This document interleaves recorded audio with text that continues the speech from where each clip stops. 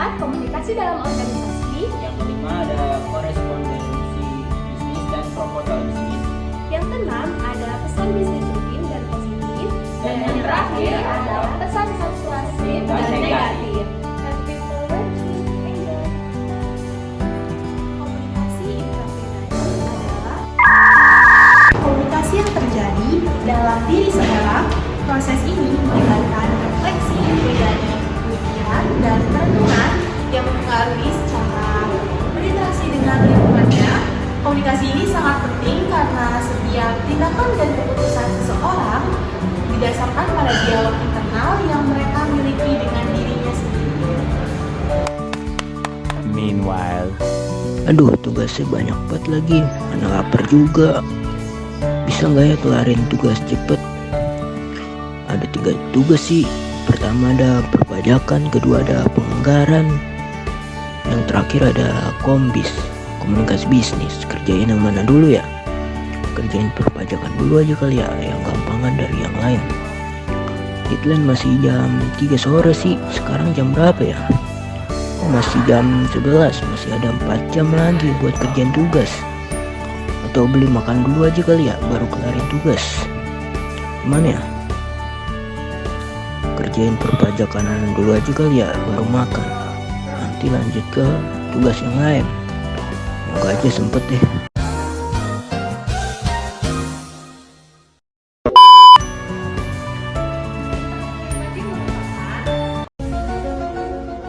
Komunikasi yang terjadi dalam diri seseorang. Proses ini melibatkan refleksi pribadi, pemikiran, dan perenungan yang mempengaruhi cara seseorang berinteraksi dengan lingkungannya. Komunikasi ini sangat penting karena setiap tindakan dan keputusan seseorang didasarkan pada dialog internal yang mereka miliki dengan diri sendiri. Meanwhile,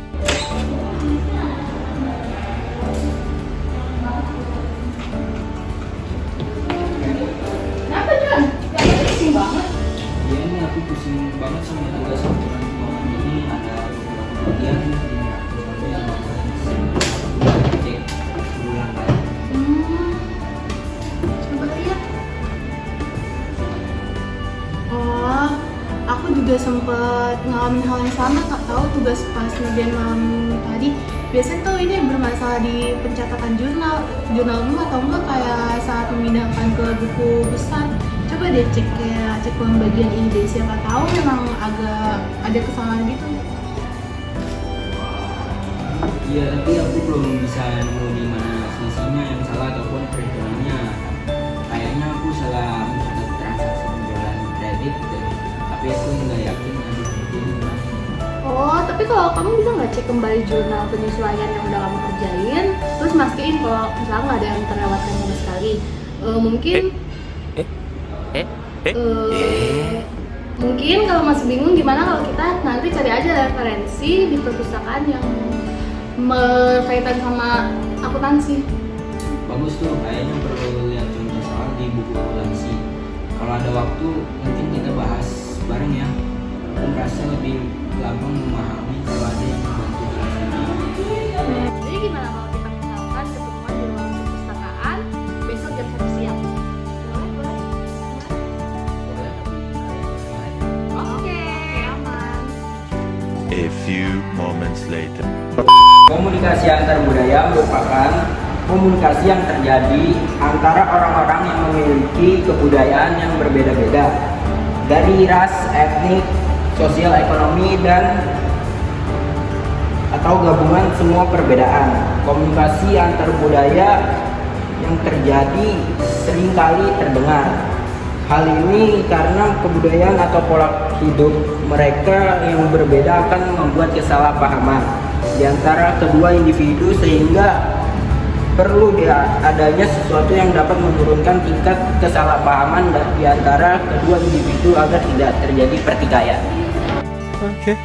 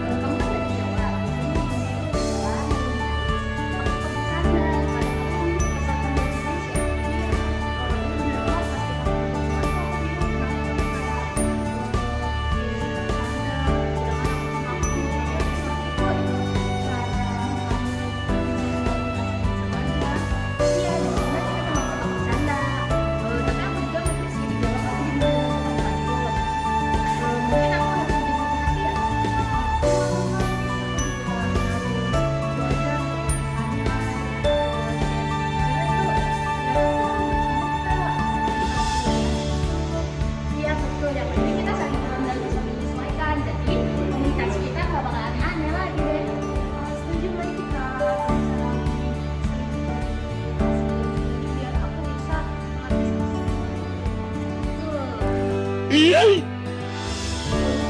dalam organisasi adalah proses pertukaran informasi pesan, ide, dan instruksi terjadi di dalam suatu organisasi untuk mencapai tujuan bersama. Tujuannya adalah memastikan bahwa semua anggota organisasi memiliki pemahaman yang sama tentang informasi yang dibutuhkan untuk melaksanakan tugas mereka, serta untuk menjaga koordinasi dan efisien dalam mencapai tujuan organisasi. Hai Juan, maaf ya agak terlambat. Tapi kita langsung bahas aja kan di proposal yang akan kita buat. Oke, boleh. Terima kasih kepada teman-teman yang sudah meluangkan waktu untuk rapat ini. Rapat kali ini kita adalah memfokuskan untuk menyusun proposal ke biro kemahasiswaan. Kita punya waktu sekitar 2 minggu untuk menyusun proposalnya. Saya harap kita bisa membagi tugas dengan efektif dan menyusun proposal yang kuat. Untuk memulai, saya mau mendengar dulu pendapat dari kalian masing-masing. Baik, menurut saya kita harus mulai dari riset pasar. Habis itu proposal ini tuh harus menjawab pertanyaan yang paling dasar, apa masalah yang akan kita kerjakan. Kalau bisa kita menunjukkan bahwa kita punya solusi untuk masalah nyata yang belum terselesaikan oleh kompetitor. Itu akan menjadi poin untuk isi proposal kita. Di sini saya sudah mengumpulkan beberapa data dari riset pasar terbaru dan saya melihat ada peluang besar di segmen milenial dan Gen Z yang mencari produk ramah lingkungan. Namun tuh kayak harganya terjangkau gitu. Oke, bagus Yulia. Jadi fokus kita adalah pasar milenial dan Gen Z yang peduli lingkungan. Tetapi perlu mempertimbangkan harga. Saya setuju. Apakah kita punya data yang bisa memperkuat klaim ini seperti pertumbuhan pasar atau tren konsumsi mereka? Oh, ya saya di sini juga punya data kayak tentang peningkatan permintaan produk eco-friendly di kalangan konsumen muda, terutama di kota-kota besar itu. Saya juga bisa memasukkan hasil survei konsumen yang menunjukkan minat mereka itu terhadap produk yang lebih berkelanjutan. Ini bisa menjadi bukti bahwa ada kebutuhan nyata di pasar itu. Ya itu ide bagus ya. Tapi ingat kita harus menyeimbangkan antara idealisme dan realita bisnis. Kita perlu juga menghitung apakah harga yang kita tawarkan cukup menarik untuk konsumen, tetapi juga memberikan margin keuntungan yang layak untuk kita. Nah, saya bisa bantu bagian ini. Saya akan membuatkan analisis proyeksi keuangan yang realistis. Setuju, Ladis. Pasti pihak biro juga akan memperhatikan proposal kita dari proyeksi keuangan secara detail. Kita harus menunjukkan bahwa rencana ini tidak hanya menarik dari segi konsep, tetapi juga keuntungan secara finansial. Apakah kamu sudah punya perkiraan kasarnya untuk biaya produksi dan potensi margin yang bisa kita capai?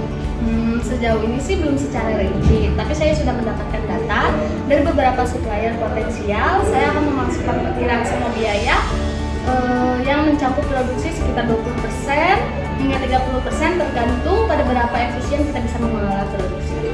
Baik, kalau begitu Ladis bisa fokus pada bagian keuangan. Dia akan mengurus bagian pemasaran dan riset. Terus kita sudah punya rencana yang jelas. Kita akan adakan rapat lagi untuk mengecek progres masing-masing. Jika ada masalah, jangan ragu-ragu untuk menghubungi saya agar cepat selesai. Ada lagi yang ingin ditambahkan sebelum kita tutup? Saya rasa cukup jelas untuk sekarang ini.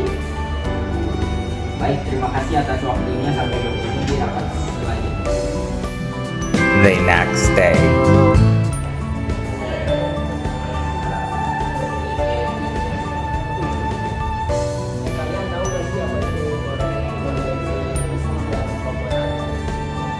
Menurut aku sih, korespondensi itu adalah bentuk komunikasi tertulis yang digunakan dalam lingkungan bisnis.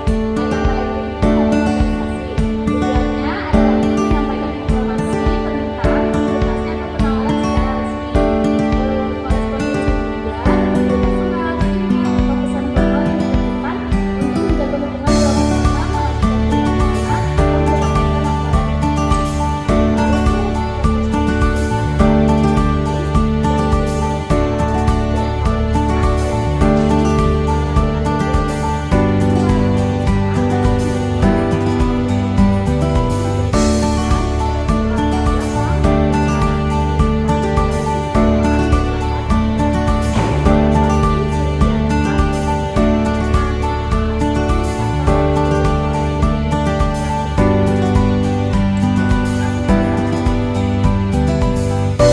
later.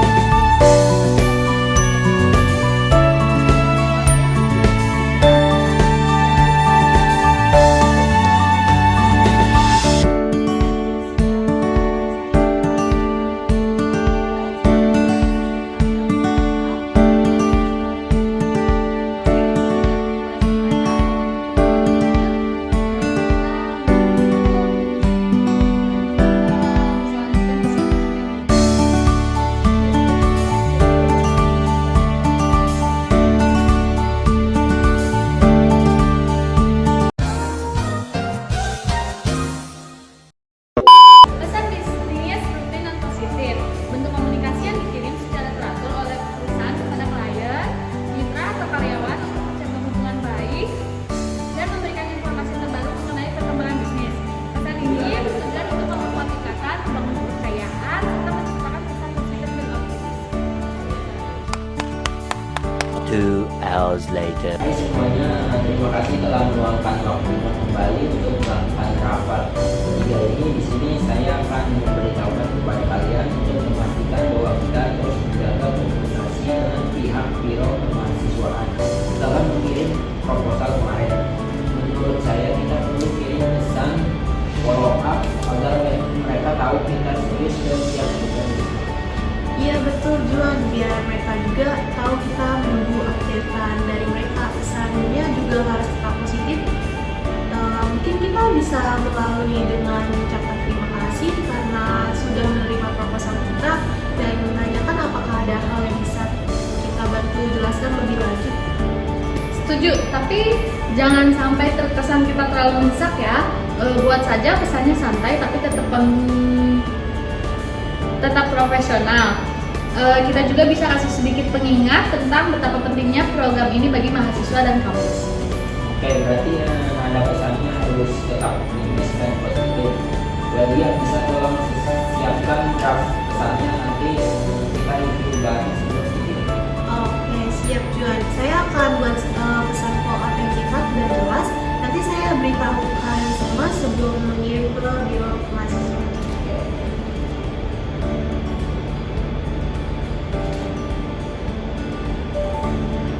Baik teman-teman, saya sudah membuat pesan bisnis rutin untuk dikirim ke email biro kemahasiswaan. Sebelumnya kalian boleh baca dahulu isi dari pesan Lalu jika tidak ada kesalahan maka akan langsung saya kirim saja. Kalau aku sih oke, isinya juga udah bagus dan jelas. Juan gimana? Oke, juga langsung kirim saja biar di Oke, baik. Saya akan langsung kirim ya. Saya sudah kirim, tinggal tunggu respon selanjutnya saja.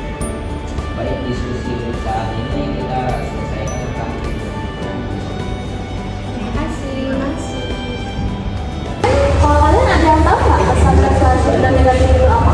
Oh, aku tahu pesan persuasif. Pesan persuasif itu adalah bentuk komunikasi yang bertujuan untuk meyakinkan atau mempengaruhi penerima agar melakukan tindakan tertentu atau setuju dengan ide yang disampaikan. Lalu pesan itu biasanya menggunakan bahasa yang meyakinkan sekali, logis dan positif untuk membujuk si penerima. Namun tetap menjaga sikap sopan dan profesional. Contoh penggunaan pesan persuasif sering ditemukan dalam penawaran bisnis, iklan, ataupun ajakan untuk kerjasama. Itu sih. Kalau untuk pesan negatif, komunikasi yang mengandung informasi yang mungkin tidak diinginkan oleh penerima seperti penolakan, kritik, atau kabar buruk. Pesan untuk menghindari kesalahpahaman atau relatif negatif yang berlebihan. Meskipun isinya kurang menyenangkan, bahasa yang digunakan dalam pesan negatif harus tetap sopan, penuh empati, dan fokus pada solusi atau alternatif untuk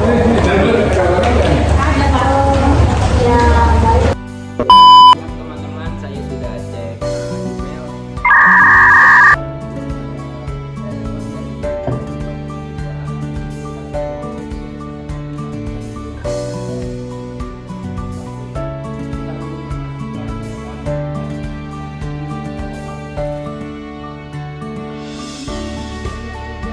Mungkin ada beberapa hal yang mereka lakukan atau sempat mereka proses. Kita bisa kasih mereka sedikit dorongan tanpa terkesan memaksa. Bahasa yang kita pakai harus kita sopan, tapi boleh mengedepankan perbedaan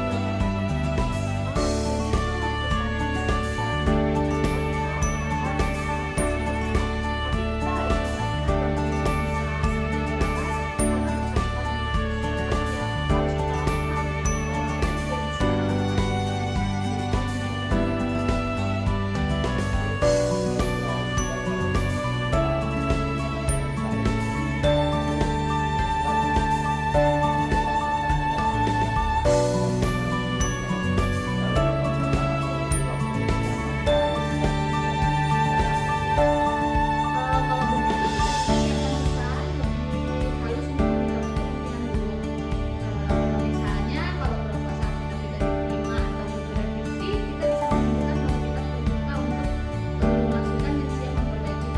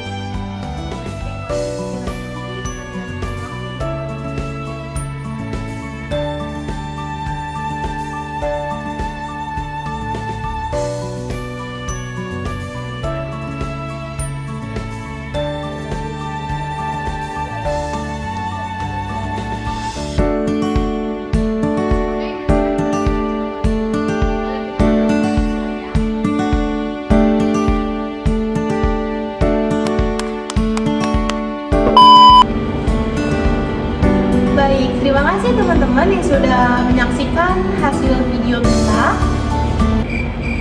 Lanjut. Lanjut apaan?